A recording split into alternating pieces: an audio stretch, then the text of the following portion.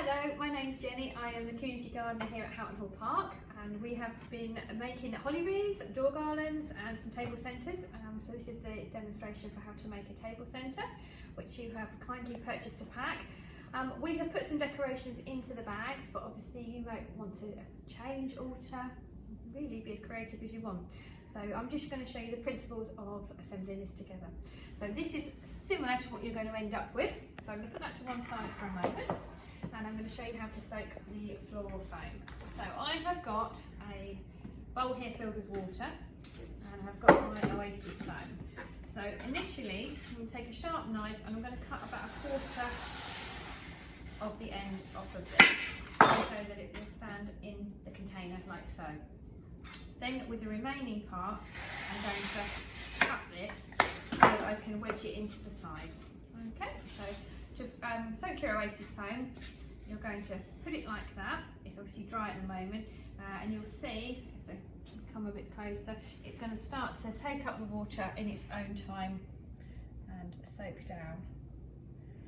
And you're going to wait for it to change colour so it goes into a nice dark green, and then that will be ready to come out.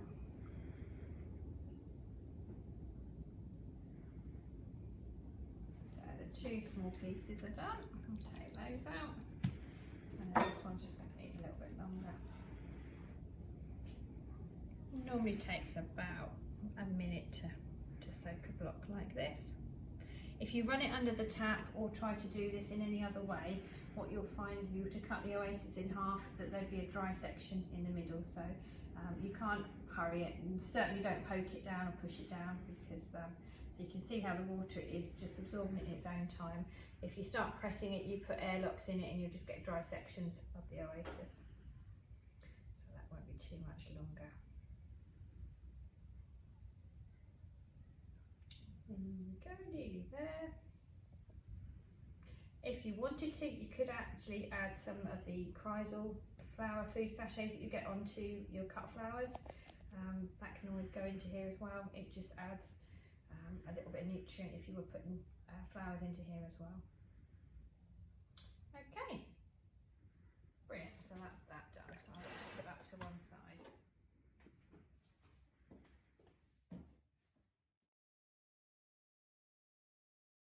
So we've got our Oasis out. I like to just trim off the sharp edges of all of this, because when you're putting it in, it just stops it crumbling, gives you another little surface area to work with. So I'm just going to remove all of those. You want to have it so you've got a little bit of play on top of the, so you've got an angle to push this in. If you cut your Oasis a little bit short, then just add some sections of this. So these pieces, I'm just going to angle them down the side, and it just will wedge this in, and it stops the need for having to tape it in. So I've just pushed those in, and then at least when you're walking around it won't be wobbling all over the place. Scissors. Okay, so that's where we need to be at this first point. So into the centre of here, you could add a little jam jar with a tea light into it. You could put a church candle like this, which I shall show you how to wire in a moment. You might prefer to have something quite tall, like some of this red dogwood, which you put in as like a bit of a forest into the centre, and then you could hang little baubles off it. So you could go collecting some twigs from around the park, not necessarily dogwood, but just some sort of branches of hazel, birch. And with that, you would just hold them together and make a big incision, and you'd put them in at this point to it. You might prefer to add more of a Christmas decoration, so you might prefer to go for a little forest of trees in the centre, or whatever you decide to put in the middle is entirely up to you, whatever you prefer. Okay, so with the candles, you're going to take something like the kebab sticks, cocktail sticks, and you're going to hold them on that. You can use sellotape and just stick them on. You could use insulation tape, you could use gaffer tape. You can actually buy packs of florist tape, which are very, very sticky. But all you're trying to do is just to secure them on as prongs so that they can go into the Oasis and won't fall over. So I stick them on individually, and then I would take a big piece and then take it all the way around so that the sellotape touches itself, and it won't come off. Okay, so that creates that like that, and then you're going to push that into the oasis. Okay, right, so then we're looking at our foliage, which is across here. Okay, so across here we've got a selection of foliage. We've got some conifer, we've got some holly, some ivy, rosemary and some box. You might find there's things in your own garden. You might be lucky enough to have some eucalyptus or unanimous or some osmanthus, which will all add to some nice textures. But whatever you decide to use, I'm going to start with my selection today, which is going to use the conifer. The conifer I'm going to use as a base, and then I'm going to put the more sort of glossy greens and the scented foliages on top of it. So when we're working into the oasis, we're looking at going to a slight angle. And whatever length we put around the edge is what we want to continue all the way around. We don't want to have coming out 1 inch here and 3 inches here. Some people prefer to put it in at the 4 points and then fill in between. So you could put a piece here, a piece there, and then you know you've got it. Other people like to work on a dinner plate, but because you can visually sort of see over it, I don't think you'll find it too hard to take pieces down. So initially you're selecting a piece of conifer, and you're stripping off the lower part of it, so you're making a nice clean entry all the way around like that. The pieces that I've discarded here I can reuse in the centre, but at the moment I'm just going to take the nicer pieces around the edge. You want to make sure you push it in a fair amount because it's going to be drinking all the water in here. You might want to put a little bit of extra water in the bottom so it's got a reservoir of water in there, and you'll be looking at watering this in central heating potentially sort of once, twice a week. If you've got a very, very warm house, you might even want to pop it somewhere cooler when you go to bed. Depends how early in the season you want to make this. So that's given us our first sort of circle of foliage, and then with some of these smaller pieces I'm going to then start to come up and angle from the centre out, so it's almost radiating from a sphere. So you're going to slightly angle it so it droops down a little bit. What you don't want to do is to be having foliage that's crossing each other. You don't want to be putting things in at sort of weird angles like that. So you're trying to always try to come from the centre of your oasis, just so it looks a little bit balanced really. The idea is that all of this will be covered, so you won't see any of the sticks and sellotape by the time we're finished. So that's sort of the 2 stages of the conifer, and that's probably all I'm going to pop in of this, otherwise we'll end up with it being all too much foliage.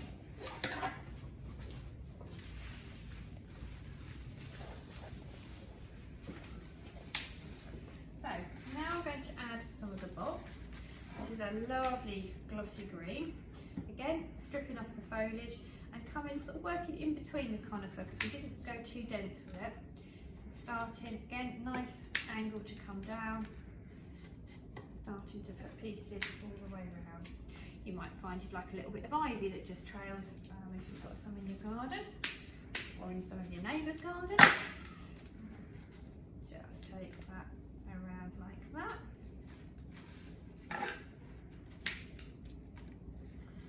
And then again, start to come up in between the conifer that was around the top of your candle.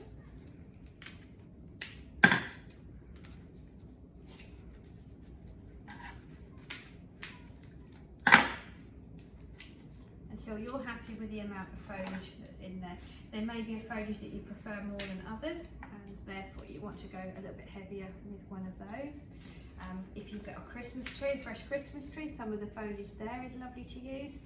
So it's always worth taking some of the excess branches off. Right, so I'm just going to clear that to one side, and that's where we're at with that. And then I'm going to grab some ivy.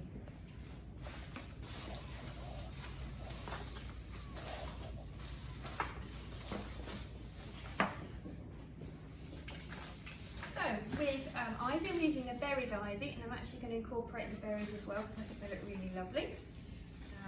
In order to incorporate both parts, you might want to cut the berries off separately and recess them quite low, and then use this sort of pinch up the foliage together as you're putting it in, and it'll end up being a nice little cluster in the oasis.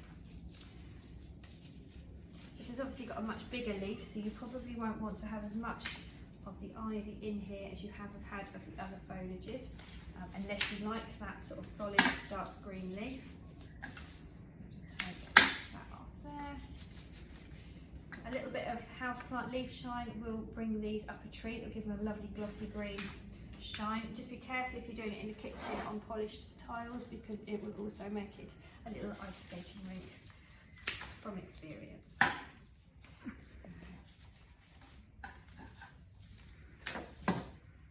You can see this is starting to come together. I'll just tilt this slightly so you can see what that's looking like. Okay, so it's sort of a circular design that has got a profile that's going down a little bit like that. Now I'm going to include a little bit of the rosemary, which has got a lovely sort of silvery texture. Again, cutting it off, stripping it so you've got a nice stem to be able to push in. And following the edge of the pot all the way around. These pieces that I've cut off, you can then feed into the centre. Still getting, I've got a lovely scent with something like this.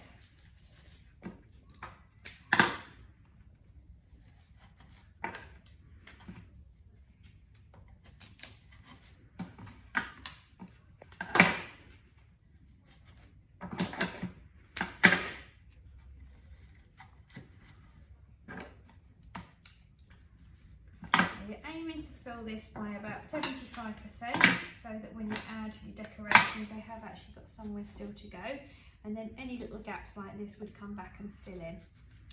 So holly is one of the last foliages I've put into this, especially if it's a prickly one. I'll just grab a little bit of holly. If you're lucky enough to have some berry holly in your garden, then obviously that will be absolutely brilliant. So this is sort of another prickly holly. And I'm just going to put that in some clusters around the top there. So just now looking for any gaps that might just need a little bit more greenery pushing into it.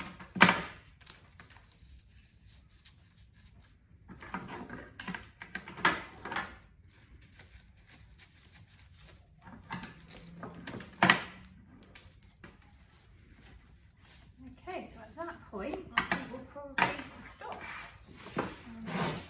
Then start getting our decorations out. Okay.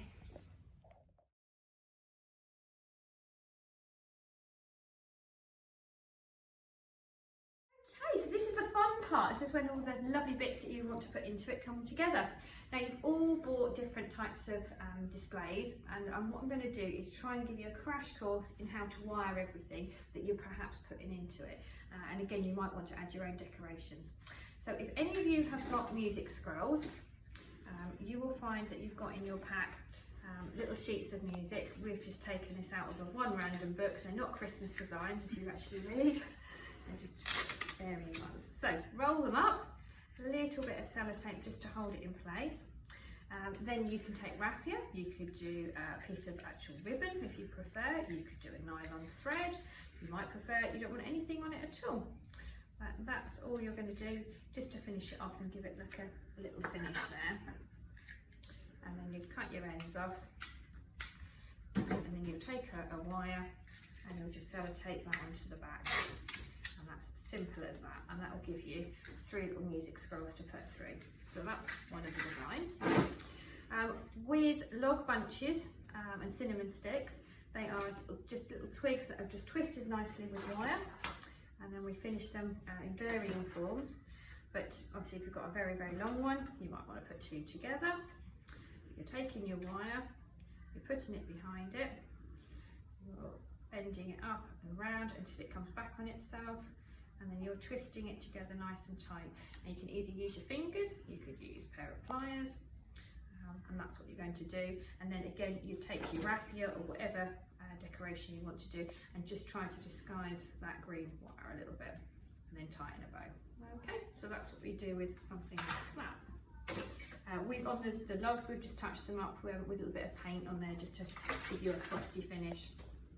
So if you were trying to use a decoration, perhaps like a cherub, something that's been bought from one of the shops, you would probably want to take, unless you're hanging it from the centre of your wreath, which you might do, you might prefer to actually have this sitting in the centre, in which case you'd want to perhaps leave that decoration on. For most of mine, I prefer to nestle them in amongst the foliage, so I'd cut all of those excess pieces off, and wherever the hanger was, you're just replacing it with a wire. So you're just going to put the wire through there and then twist it together. You might prefer to put something perhaps through this part of it, but just look at your decoration. It'll be an obvious place where you can do it, but then I would prefer to have something like that nestled in rather than hanging. So with pine cones, get some more wires. So pine cone wiring, you're looking at the bottom edge of your pine cone and you're trying to take your wire as low around the base as you can. And you're going to go all the way around until you join up to the wire, and then just twist it around a couple of times. Okay, so that's a pine cone. Now this is me using up things like I do. This was an old, very old sort of fairy light, and I've just wrapped some wire around just to create like a crystal flower. But again, you'll see when I make this design, it just adds another little bit of interest. Something like the ice skates. I put the wire through here so they hang. You might want to vary your wire so that you end up on different heights. Again, it's very personal how you want to place things into your design. With orange slices, always a good idea not to go too far through the centre, otherwise you're going to have a big green wire on show. You can either put two together and then go quite close to the rind, a little way up, bend it back, and again just spin the wire around a couple of times, and then when you insert it, you'll put this in so that the foliage will cover where you put your wire through. And we've got lotus heads. Some love them, some hate them. They can be sprayed gold, silver, copper, white if you wanted to create another decoration, or you can obviously leave them natural. They've got quite a hard stalk on them. You can wrap your wire around, but I do find that tends to come off after a while. So I go deft, push through the soft part of it, and then spin it round, and then again you've got an angled design. If you're using whole oranges, they're quite seasonal in packs, you're going to push a wire through the centre of them.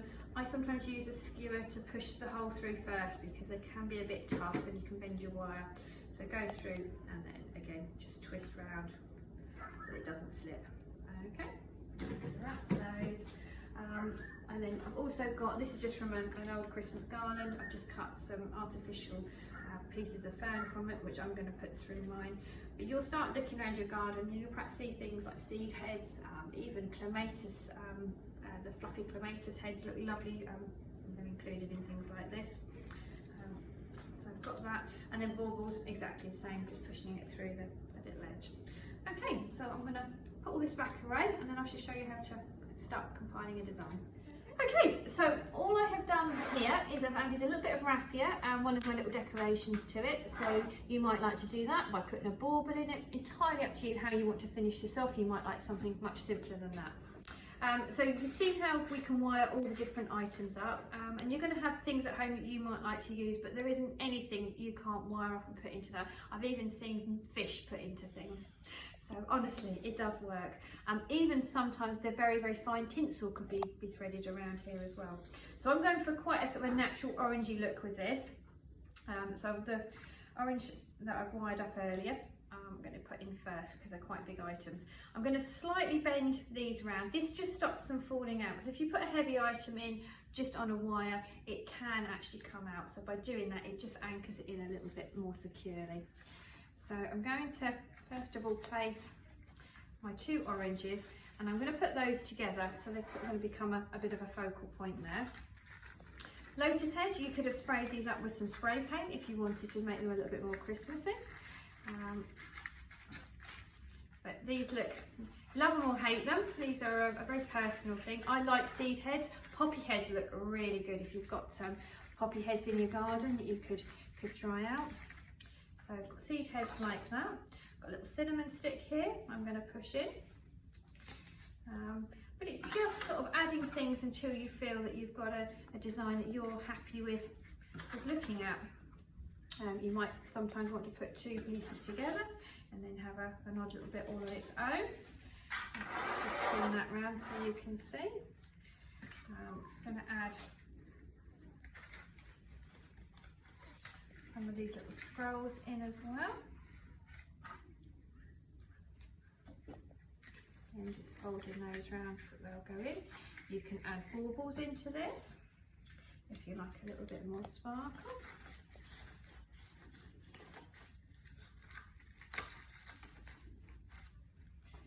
And then these little wooden Scandinavian decorations, just going to nestle them in where there's a little gap, and then just make them sit how you want them to.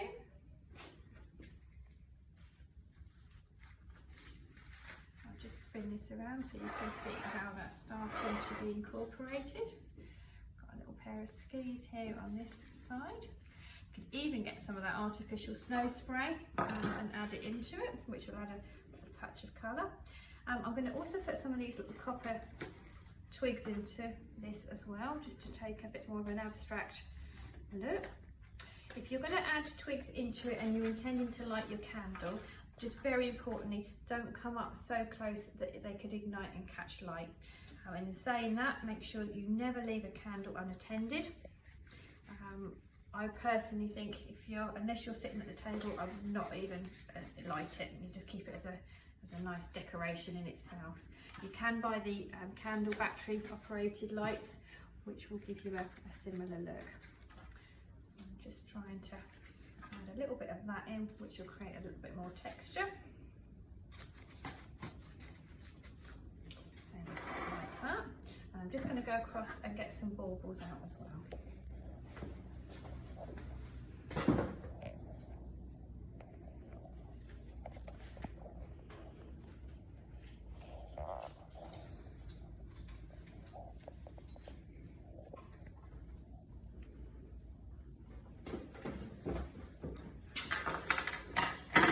Managed to pull the bit of the bauble, so pushing that through there as well, and then just adding that wire. So with the baubles, anywhere I think it might just need a little bit more brightening up. This is always a good way of using up your odds and ends of decorations as well. And the good thing about this, they make very, very simple little decorations, but look really quite creative to give away as gifts if you decide you want to make more than one. Okay, so there we go. Just straighten our candle up, and then this is where we'll just come back and we'll add a little bit more foliage to any of the gaps. I'm just going to take a little bit of that box.